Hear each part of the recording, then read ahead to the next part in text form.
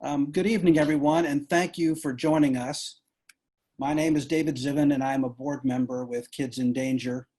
Along with Dawn Kasserman, I'm also co-chair of our annual Best Friend Award Night. I'm honored this evening to introduce our guests for a conversation on reporting and publishing stories about children's product safety issues and the U.S. Consumer Product Safety Commission. As you can imagine, doing that is a really easy thing to do, especially now when we are all so laser focused on that topic. I have just a few brief announcements, and then we'll get started with the conversation. For those of you who might be unfamiliar with us, Kids in Danger is a nonprofit organization dedicated to protecting children by fighting for product safety. We were founded 22 years ago by Linda Ginzel and Boaz Kazar, who lost their 13-month-old son, Danny, when a portable crib collapsed on his neck in his Chicago child care home. The crib had been recalled 5 years earlier, and the child care provider had been inspected just a week before. KID was founded to prevent tragedies like that. So tonight is the third of 3 conversations with KID. When we realized our Best Friend Award Night could not take place in May, we of course wanted to find a way to still raise funds. We also saw an opportunity to share information about the many things KID works on and to introduce some of the people who have been critical in our ongoing fight. There's a drawing tonight for a fantastic virtual or at-home wine tasting, a gift from Wines for Humanity, which is open to anyone making a contribution of at least $20 to KID. You're allowed to give more. More important, we hope you will join us for our rescheduled Best Friend Award Night on October 15th, a virtual tribute to our 2020 Best Friend Award honorees, Danny and Ann Shapiro. But on to tonight. This evening has been generously sponsored by Chicago's wonderful Toronto Baking Company. And our guests have agreed to stay for a brief Q&A session at the end of our discussion. Please send your questions in via the Zoom chat function. Our moderator, whom many of you will recognize, is the Executive Director of Kids in Danger, Nancy Coles. Nancy was working for the Coalition for Consumer Rights when she met Linda Ginzel shortly after Danny died. They worked together to pass the Illinois Children's Product Safety Act, banning the sale of recalled or dangerous children's products, as well as their use in child care facilities. Nancy briefly served on the board of KID and became executive director in July of 2001. She'll be talking this evening with 2 amazing guests. First, please meet Stephanie Zimmerman, consumer investigations reporter at the Chicago Sun-Times. Previously, she was a consumer reporter and producer for ABC News on the network's investigative team and a consumer reporter at the South Florida Sun-Sentinel. Over the past 2 decades, Stephanie has won numerous awards for her work on a wide variety of consumer issues, including food, technology, unsafe products, scams, frauds, and many other issues that affect everyday people. Just in January, she published a story with the headline, "The government knows some household items aren't safe, but won't tell you. Here's why," which just about says everything. Also with us tonight is Rachel Rapkin-Peachman, an investigative journalist and a deputy of special projects at Consumer Reports, where she covers product safety, food safety, and health. Prior to joining Consumer Reports, Rachel spent more than 2 decades reporting on health, science, and parenting for publications including the New York Times, the Atlantic, the Boston Globe, the Washington Post, Glamour, and Parents magazine. Her recent work has shed light on issues such as deadly children's products, furniture tip-overs, and safe medication use. Just this week, she was part of a team that won a Deadline Club award in New York City for its investigation into inclined sleepers. This important work brought to light how a product that parents trusted to keep babies safely sleeping was actually responsible for at least 70 deaths and more than 1,000 incidents and injuries. As you can see, the work of these 2 journalists could not be more aligned with the mission of Kids in Danger. This is a fearsome trio, none of whom you would want to cross paths with in a dark corridor on Capitol Hill. I'm I'm pleased to turn things over now to Nancy Coles. Thank you, David. And just to remind everyone, please use the chat to put in questions. We will get to them, planning to have some time to hear from you and what you're interested in hearing about. So welcome, Rachel, Stephanie. I'm so happy and excited to be here with you guys tonight. I think we'll have a lot to talk about.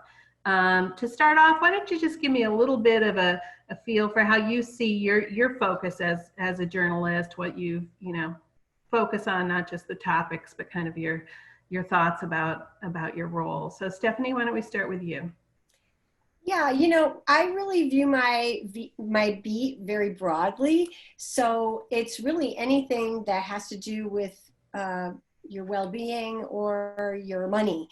And for me, it could be product safety, it could be debit, credit, insurance, financial scams, housing, transportation, really all the ways in which we sort of everyday people are impacted.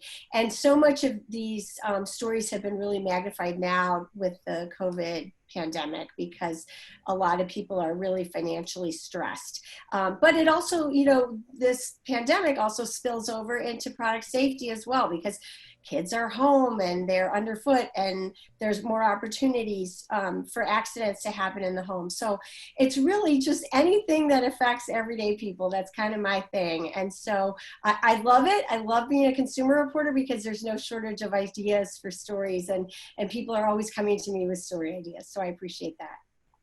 Thanks. Rachel? Sure, yeah. Well, I came to Consumer Reports having focused more on health. So I was absolutely focused on giving people information that would help them in their lives, live a better life, a healthier life, a safer life. And I frequently focused on children's health. So it was an easy, natural pivot to Consumer Reports to then focus a little bit on product safety for sure. And I also focus on food safety and medical devices. So a little bit like Stephanie, it's broad and it's, I see my role as digging into things that could impact people's health and safety, holding companies and government to account to make sure that those things are safe. And really, I hope, representing voices of people who are affected, getting people in the stories so that, they can share their stories and so that, we can all relate to it and take that information with us in a relatable way. Great. Thank you both. So Kit has done a number of stories with both of you. A lot of them covering the Consumer Product Safety Commission, as David mentioned, or the CPSC, as we often refer to it in shorthand, just so you know what we're talking about. Stephanie, I remember a few years ago, you were not with the Sun-Times for a brief time. You were with ABC News and did a very in-depth story on recalls and products being sold after they'd been recalled. And I seem to remember a scene with someone chasing someone down the street with a camera, which is always makes for good news, right? So tell us a little bit about, that story and really what stood out to you from it. Yeah, that story sadly is still happening. It was a look at how recalled products find their way onto these secondary marketplaces.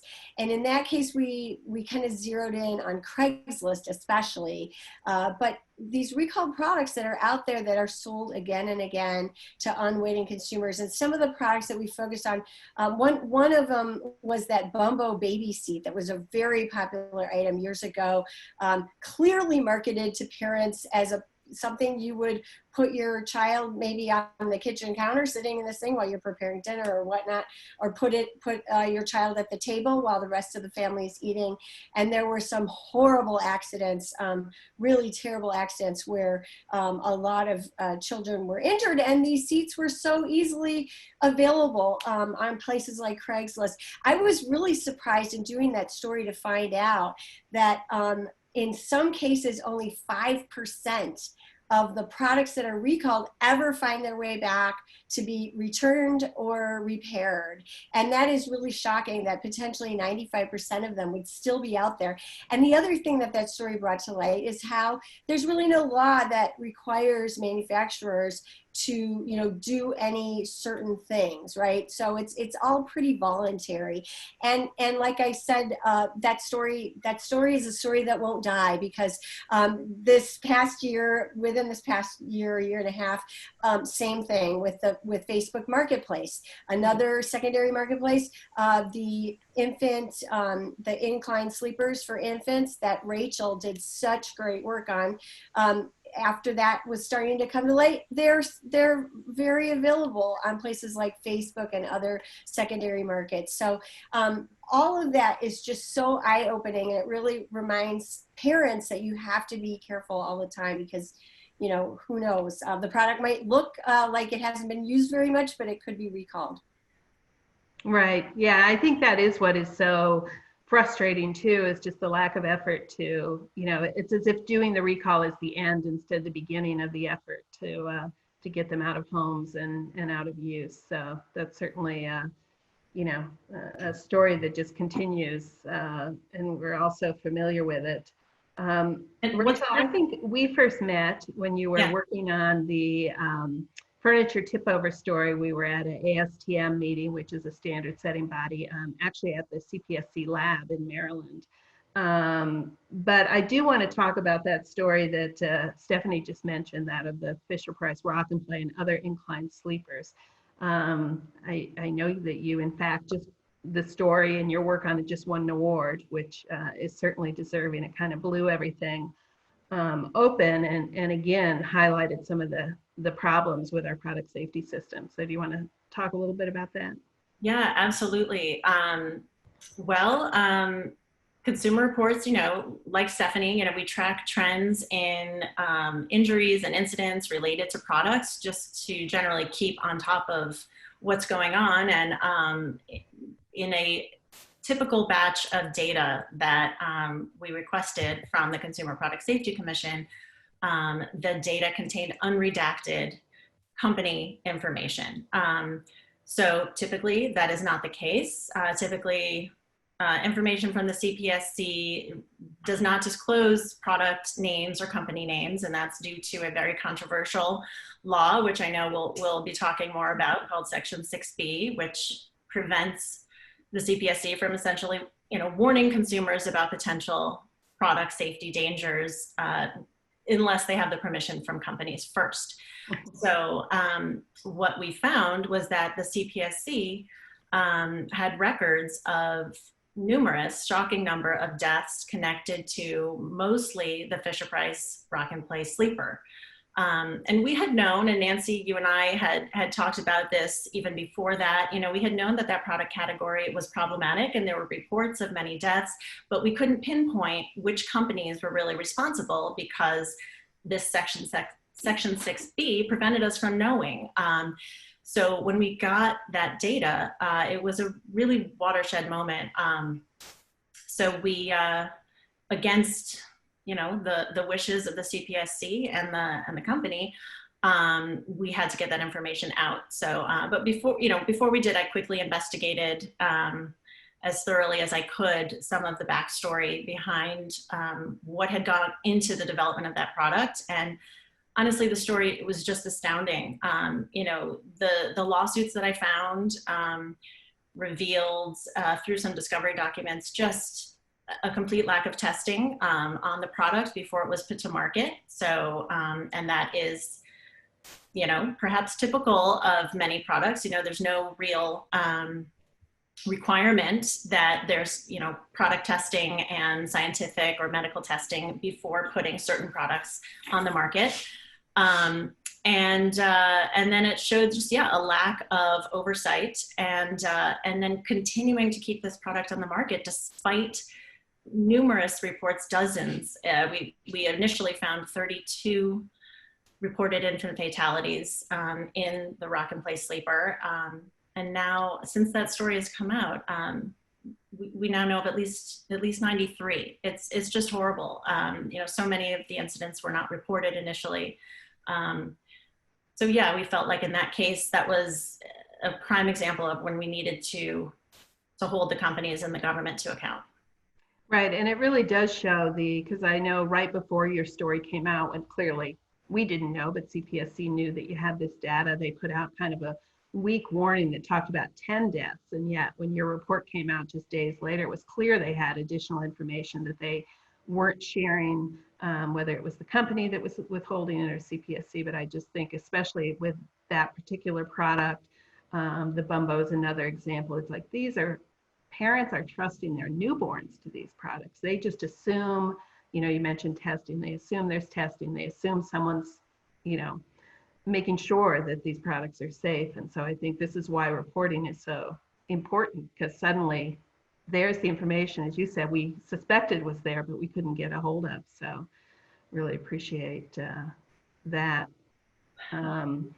So just to go back real quickly before we do move on to 6B, talk a little bit about the tip over story, and then that'll segue into our 6B conversation, because I know, Stephanie, you talked to some of the tip over parents when you were looking at that story.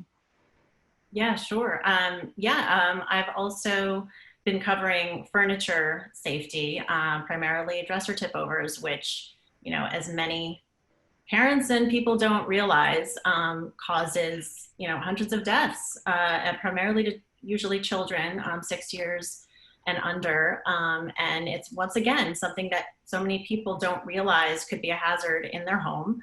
I first became aware of it, actually when I was at Parents Magazine. I knew it was an issue, but I didn't realize at that point how difficult it was on the standard setting side to actually change, and fix the problem. I knew there was an issue, and I knew about baby proofing and anchoring heavy furniture, or just, any furniture that could tip. But I really didn't realize until I came to Consumer Reports how much bureaucracy and lack of accountability goes into the standard setting process sometimes. So I've talked to many of the parents who really courageously have come forward to talk about their experiences having lost their children to furniture tip overs, and have become incredible advocates for furniture safety, particularly the parents who are in Parents Against Tip Overs, which, Stephanie, I know you've talked with many of them too. But they've really helped elevate this issue, so that it's more visible and hopefully saves people's lives.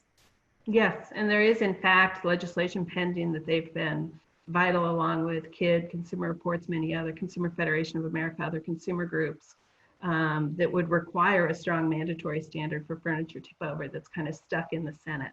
So again, this is the role reporting plays, just because I think many parents have had maybe a tip over, maybe they didn't even think of that way. They caught the dresser as it started to tip as a drawer was opened, and aren't aware of how dangerous that could be to a small child. And so it's so important to get this out.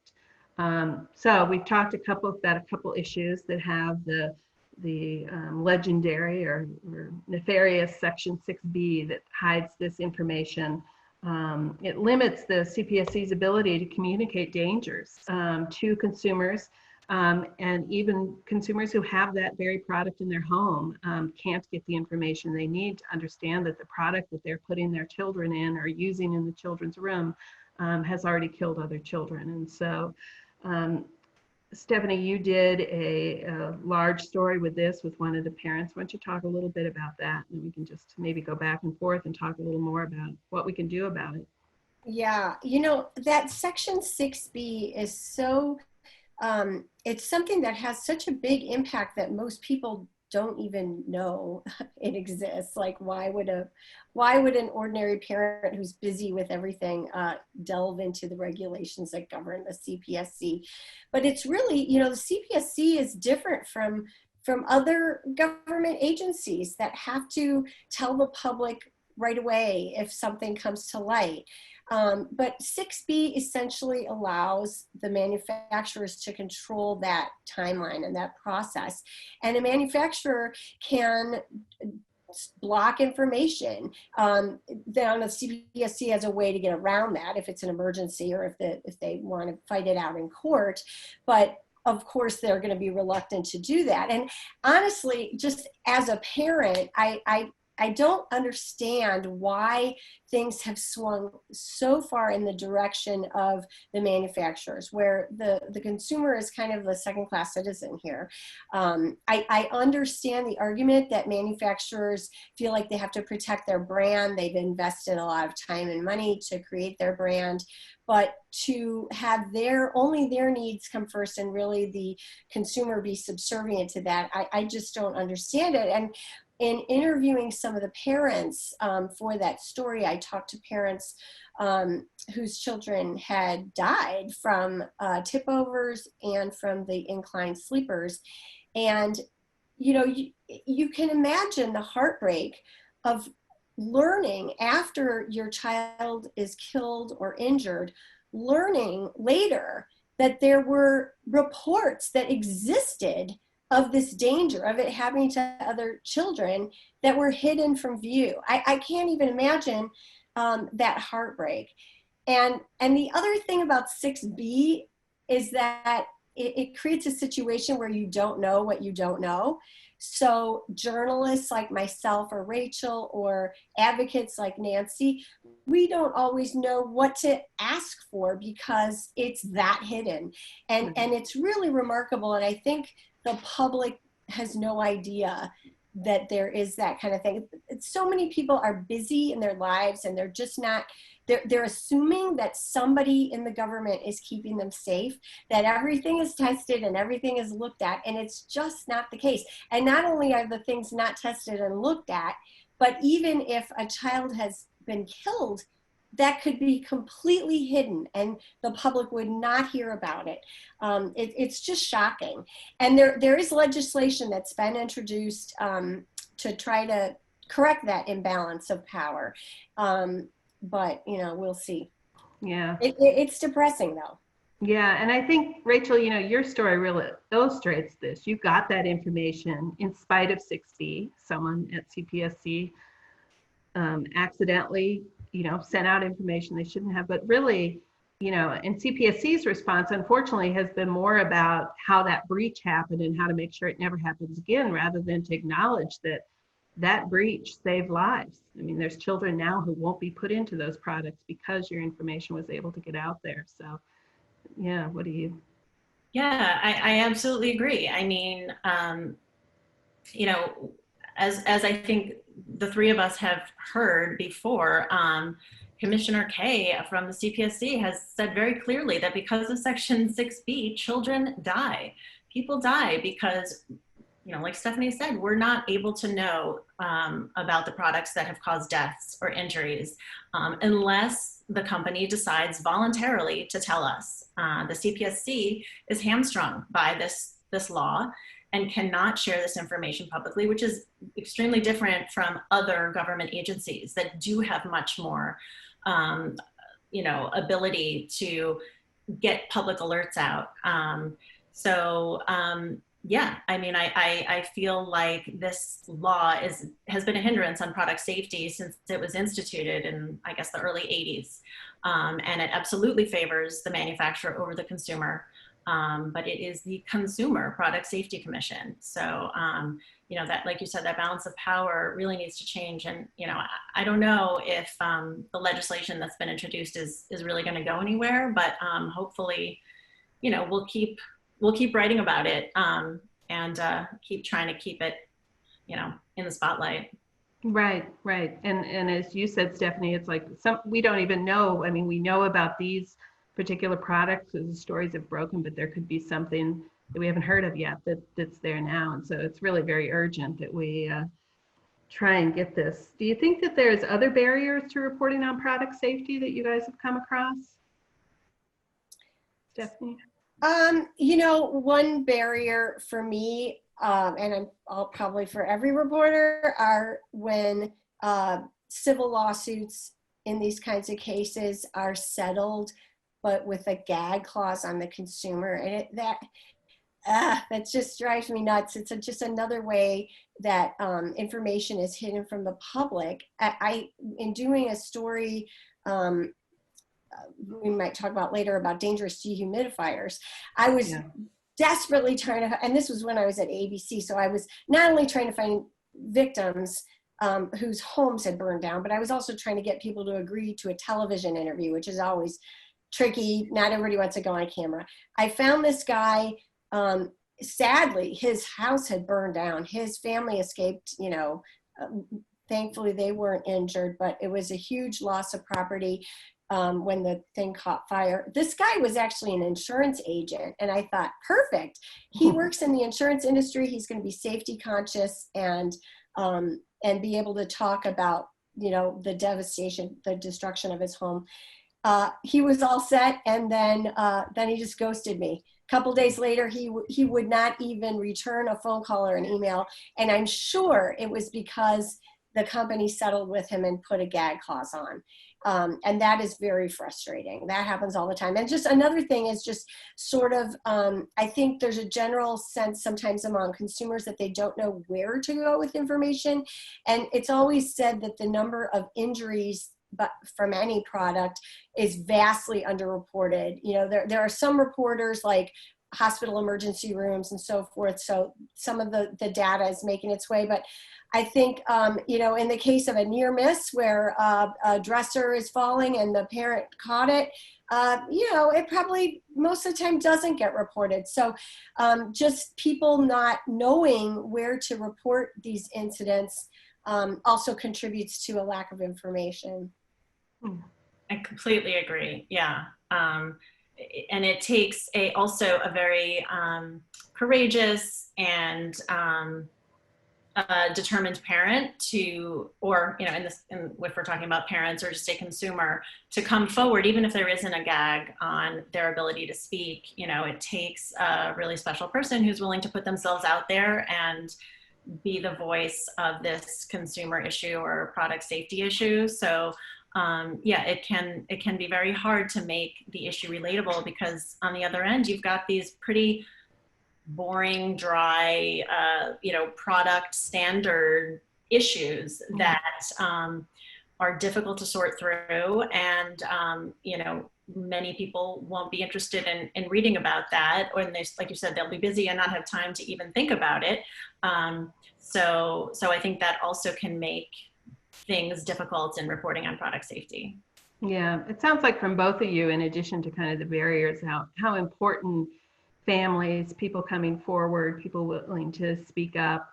Obviously the problem with the litigation, and I feel it's such another unfair burden on consumers now that they need to choose between closing this horrible chapter and closing the case and not being able to speak about it. I feel like it should be removed from an individual's decision, and we should just say that if it's product safety, if it's public safety, you can't hide it in a lawsuit, so that the parents don't have to make that hard choice. I've often encouraged families, if I can catch them before the litigation has gone that far, I will encourage consumers, hey, when you're in the settlement negotiations, just say you won't be gagged. I mean, why not? I thought you were going to say what I encourage parents is talk to me before you do that. That way, if you have to do it, at least someone has your story. Well, yeah, true. So yeah, I try to pin that stuff down. Yeah, definitely. Yeah. Or sometimes you can talk about the product category without actually talking about the product. That's one way to work around certain settlements, because at least you can get some awareness out there, even if you're not talking about a brand name. Right. Yeah, it's an issue for Kid from the beginning. Linda and Boaz did not agree to any secrecy because, it was just so heartbreaking as they read the cases of other children who died in the same product, and, that information was all sealed away. So, sunshine in litigation. Let's go for that. So I'm trying to think, we've got a few more minutes before we turn to questions, but if you do have questions, please put them into the chat box and we'll get to those in just a minute. Stephanie, I think we kind of touched on the dehumidifiers and other stories. Obviously, Kid talks a lot about children's product safety, but there are other issues. I don't know if there's anything else you want to add to that, or. Yeah, I mean, just the dehumidifiers, the scary thing about that is that there were millions of them that were out there that were recalled, and they can start house fires. There have been hundreds of house fires, but a lot of the dehumidifiers are still out there, and the recalls are so confusing. There were a whole bunch of different manufacturers and a million different different model numbers and years. I actually was shocked to find one in my basement, and my sister had one in her basement. My neighbor had one in her basement. So check your dehumidifier. And then the other story that's very timely now with hurricane season and all kinds of other awful weather is portable generators. That's another product that is much more dangerous than I think most people would understand. There are no mandatory safety standards for portable generators, and there's been a lot of carbon monoxide poisoning deaths from people. Some people have used them indoors, which you should never do in your basement or anywhere in your house, but they have even caused problems outdoors on like a porch or under a window that's open and venting into the house. And carbon monoxide can even accumulate in a garage when the garage door is open. So you have to, in an attached garage. So you have to be really, really careful. If you use a portable generator, put it as far away outside and as far away from your house or your windows as possible, because those things are deadly. Yeah, and nobody's watching the shop on that one. Yeah, well, actually, I think Consumer Reports, you guys have done some stuff recently on generators, but it is something that, and in the heat of the horrible circumstances in which many people use them, natural disasters and things, the last thing they need to do is they should just, again, be as safe as possible. Rachel, you have anything else, other things you want to talk about? I guess just to add on to that and sort of, bring up what you mentioned earlier about the recalled products that people don't return, that low recall rate has been consistent for years. And I think so much of it, even when a product is recalled, and Nancy, you put out a wonderful report on recalls, each year, I think it is, right? Every year. Yeah. And, you've said this really well, that, if companies would invest as much money and resources and time in, marketing the recalls as they do in actually selling the products, that recall rate, return rate would be a lot higher. And these deadly products or dangerous products would, be out of people's homes. It shouldn't be that hard for people to find out about a recall. Stephanie, you mentioned people don't know where to go, and you're absolutely right. Like, no one knows about the Consumer Product Safety Commission, or few people. They don't know where to report a dangerous product. They don't even know where to look for recalls often. So, that's just a big, it's just a consistently big issue that, I like to at least highlight in our stories to give people resources and things that they can do, because so few people are talking about it, I feel like. Yeah, it's been an issue for Kid from our beginning. Danny was killed by a recalled product that no one knew had been recalled, as David said when we started. And you think about how much has changed in the 20 years since Danny died in terms of communications and the internet and social media, and that stubborn number of 10 to 30% of children's products are accounted for in most recalls, and some, as you said, are even less than that. That it hasn't changed at all just shows that even less effort appears to be going into making sure that people learn about those recalls. So I'm going to go to some questions now for you guys. So I'm going to start with a question from someone you both know, Crystal Ellis. Hi, Crystal. Do you think that cleaning up the secondhand markets is going to be solved with legislation, or do you think this is something that journalists could tackle, i.e. alert consumers and activate public shaming, public pressure to get them to monitor their platforms and create more ways for consumers to red flag recalls? Well, I think that's a great question. Hi, Crystal. I think that we are trying. I think, Stephanie, you and I have both. You did it years ago, and more recently again. And I also have tracked, recalled products on Facebook Marketplace and Craigslist and eBay. And And then with Consumer Report, and written about it. And then with Consumer Reports advocacy and policy arm, they are certainly pushing to get companies to change their policies. And I think in some cases there are absolutely some victories, as far as I think Craigslist is better than it was as far as policing recalled products on their marketplace. We did see a lot of inclined sleepers pulled from, well, this isn't secondhand, but pulled from a lot of retailers' marketplaces, Right. even if they weren't recalled. I'm trying to think, but Facebook Marketplace still not really improving their systems. But yeah, I would love to keep pushing on that and keep writing about that. Yeah, I agree. And I think this is one of the ways in which the media can sometimes be faster than anything else. Legislation takes so long. Yeah. But I'm sure Rachel's had this experience where, whenever you do one of those stories, you've got to call the companies for comment. So you're calling Facebook or emailing the PR people for Facebook or the other platforms. And then magically right away, the product disappears from the platform. I always screenshot everything before I call them, because I know that the moment I ask, they're gonna take it down. So we can get results. The unfortunate thing is that they tend to be results that only last like a day or two. But I think the more reporters, journalists do these stories, the pressure kind of builds. Two things happen then. The platforms are put on notice that they should be more careful, but then we're also educating our readers and viewers so that they know, they have it in their mind that maybe the stuff I see on Facebook Marketplace is not necessarily going to be something that is checked. So it performs kind of two public services. And these are stories that are not that difficult to do. I mean, it's really, frankly, low-hanging fruit. Every reporter in the country should do a secondhand recall story, because they could get an easy story that would be well received by their readership. Yeah, I was just thinking we could probably go on live now on one of these places and pull up some recall products right as we're Right. The Bumbos without, the recalled Bumbos that also don't have the harnesses that they were supposed to have are still out there. Yeah. And that was a recall a long time ago. Right. And IKEA dressers and, sleepers. But like you said, it's like playing whack-a-mole. You tell the company, you alert them. They often, like you said, respond even before the story has come out. Sometimes they respond after the story has come out. But, another thing pops up. But, gotta stay on it.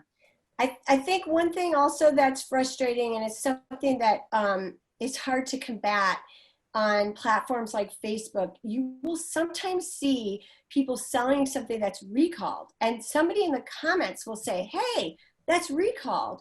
And other people in the comments will say, yeah, I know they don't sell those anymore, but it's really the most amazing product for my baby's acid reflux or whatever. And it's just, some of these products bizarrely still have fan bases, even though they've been shown to be very dangerous. So, that's a hard one to combat. Social media can be a double-edged sword in that way. Right. Oh, absolutely. And so often the parents who have been affected by those products are, typing in and saying, don't buy this, it's recalled, it's dangerous. And there really is this vicious backlash, this other segment of consumer interaction where, it's about parent shaming and blaming, and it's your fault. You're the one who misused the product. And again, there needs to be much more awareness about how products are put out on the market, so that people don't think that it's a consumer's fault if a product harms them. Yeah. I'll give just a mention to CPSC has a new PSA out on tip overs and how it can happen so quickly. And this is live, real video from people's nanny cams and things of how they're right there and the furniture still is able to tip on their child. And so that's at anchorit.gov if people want to see it. But just to show that belief we have that if we watch our children, nothing will happen to them is just not the case with these dangerous products. One of our viewers is asking, how do the issues you cover typically come to your attention? Rachel? For me, a wide variety of ways. You know, it's talking to parents, talking to legislators about issues that they're invested in, and it's like I said, tracking the data. You know, really trying as much as possible to see where injuries or incidents are popping up. And yeah, social media. You know, reporting. Yeah, I hear sometimes from advocates, like people who work in that space that are starting to hear things. How long was that? My gosh, it was from 2005 until 2017. So for a dozen years, I did this thing called The Fixer for the Chicago Sun-Times and for ABC News, and saved like $2 million for consumers. And it was fixing people's problems, you know, really basic stuff. But it kind of connected me with a lot of regular folks. People still come to me to fix their problems, even though I no longer do the Fixer column. But I do have that very much direct contact with a lot of just regular people that will contact me and say, not only I lost my money in this kind of situation, but I encountered this product that, you know, caught fire or whatever. And you don't necessarily do a story on every single thing, because you kind of have to evaluate that, but you're always looking for patterns. That's one of the things that any good reporter does, is just, you know, look for patterns. It's you know, information is coming at you constantly, and then when you start to hear about something happening repeatedly, then you kind of wonder. So a variety of places, I would say. Yeah. I actually, just reporter to reporter, Rachel, when you've got that redacted information accidentally, you must have felt like you know, it was like your lucky day to finally get information that's so hard to come by. Yeah, I mean, it was bittersweet. Yeah, you know, in the sense that it was awful information, but it was Yes. like, thank goodness that, you know, we had clarity on this, and we knew we had the certainty, you know, as, you know, backed up with, you know, a little bit of, you know, research and legwork to make, like, we had the information in black and white. So we felt very confident in going out with that information. So you're right. It was, as they say, it was a scoop, and it was luck, you know? Yeah. Yeah. I know, that was my first response. How come I didn't get any of that good information that was Right. leaked? Because you weren't the only ones. There was a lot of it that went out at that. Right. And it was just which information people happened to ask for, which batch happened to have errors in it. Yeah. Yeah. Well, we're going to take some more questions in a minute, but we'll break right now to let David kind of close up the main portion in case people need to leave. Thanks, Nancy. I have a lot of screens moving around. Hi, so many excellent points tonight. We touched on so many of the critical issues, and I just want to say, by way of thanks to our panelists, one of the first things I learned when I got involved with Kids in Danger is that we don't know who we helped. We don't know who we saved. And the work that you guys are doing, reaching audience, really does matter so much. We just don't know. Someone got rid of a recalled product or mounted the furniture. We just don't know. And these are in the many thousands of instances. I'm off script. I'm sorry. Anthony, thank you. Stephanie and Rachel, thank you for making the time for the KID community tonight. I want to thank Dave Gouda, the Assistant Director of KID, who has made these evenings happen for us, and he's cool as a cucumber, and he troubleshoots really amazingly. Thank you, Dave. Thank you again to our lead sponsor, the Toronto Baking Company. I want to thank our other Best Friend Award sponsors, the GATX Company, Linda Ginzel and Boaz Kazar, the Ann and Robert H. Lurie Children's Hospital of Chicago, the Tomasic, Coton, and Kasserman trial lawyers, and Susan Need. Don't forget tonight's drawing for a wine tasting from Wines for Humanity will be open till midnight. There should be some details in the chat window. and there always are details on this at kidsindanger.org. We have an ongoing roster of recalled products. We cover it, to use a journalistic term, all the time, and you can get up-to-date information on our website. You can also register for the Best Friend Award Night on October 15th. Thank you again to our guests who are going to stay on a little longer for this very interesting conversation. Thank you so much for being here. Thank you, David. I actually have a question. I think, David, you put this in, and I was going to segue right from your fixer comment, because David's question is, are there any quick fixes for CPSC? Any ideas on what could make it a more robust and effective agency?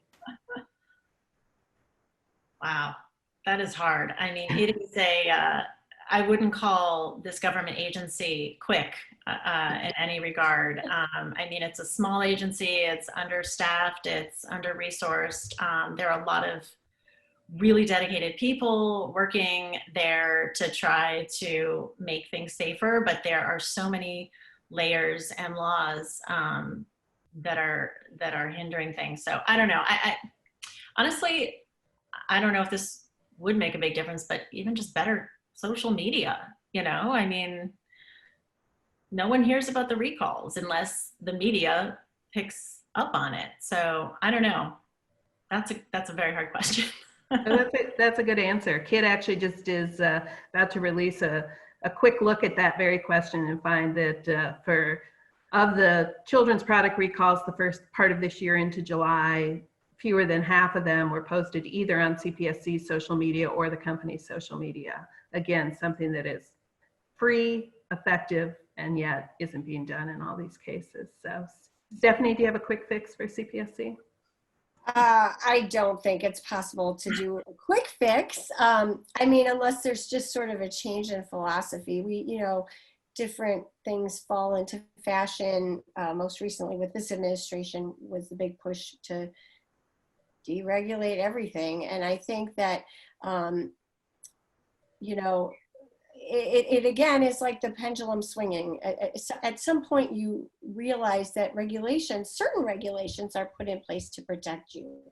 And I think with the case of consumer products, most people wrongly think that there are mandatory standards and that somebody has looked at these products, and it's just not true. It's actually never been true. But, without a change in philosophy, as far as the social media thing, that is a really good point. And I think that, definitely social media is not nearly used to the extent that it could be by manufacturers or by the CPSC.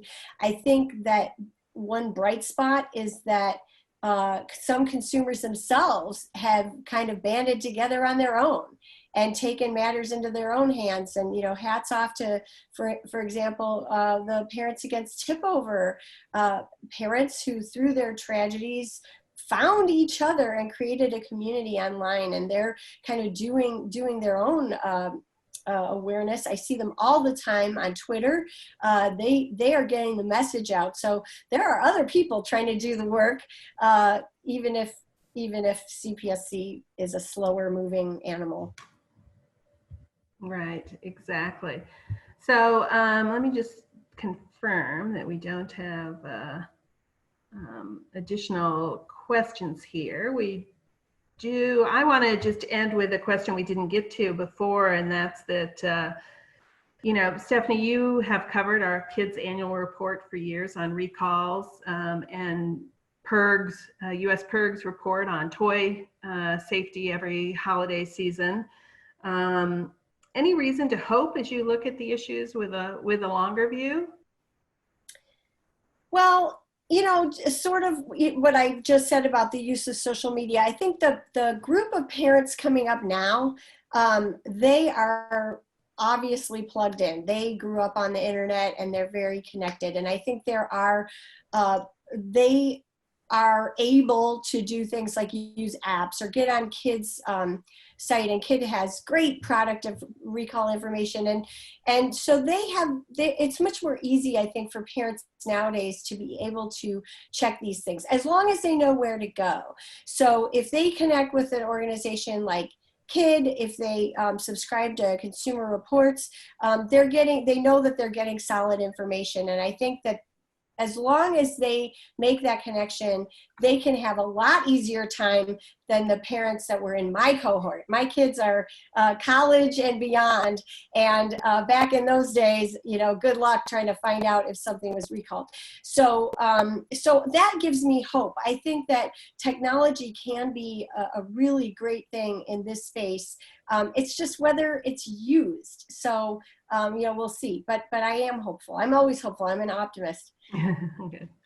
How about you, Rachel? Any reason for optimism going forward? Well, absolutely. Just, getting to know some of the parents who have become such devoted parent advocates, that gives me optimism, that gives me hope.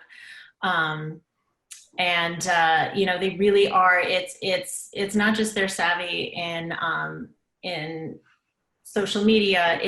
They are researching these issues heavily and getting involved in, ASTM International, like the standard, the voluntary standard setting process, testifying in front of Congress. And so that is extremely hopeful. I'm hopeful. I think that the leadership now at the CPSC has done some really important work in getting more awareness, getting recalls of inclined sleepers, and doing testing of dressers, and pushing more for long overdue recalls of unsafe dressers. So there has been a lot more action in the CPSC's product safety, in the recalls and the alerts since Bob Adler became the acting commissioner. I'm hopeful for the new year. Well, I want to thank you guys a lot, and I will actually end with a message here from Acting Chairman Bob Adler, who was listening in apparently, and says he completely agrees with our criticism of 6B, and thanks to us for sharing our insights. What a wonderful program, Bob Adler. So we'll end on that hopeful note, and thank you guys so much for joining us. I think people have the links to follow up either with these reporters or with Kid, and appreciate everyone's time tonight. Thank you. Thank you. And thank you, Nancy, for all that you do. You are the most amazing source and advocate, and I really appreciate everything. Yeah, thank you, Nancy. I don't know how you do it day after day, but thank you so much. And thank you for including me. Oh, well, thank you both for everything tonight and your important work. So good night. Good night. Good night.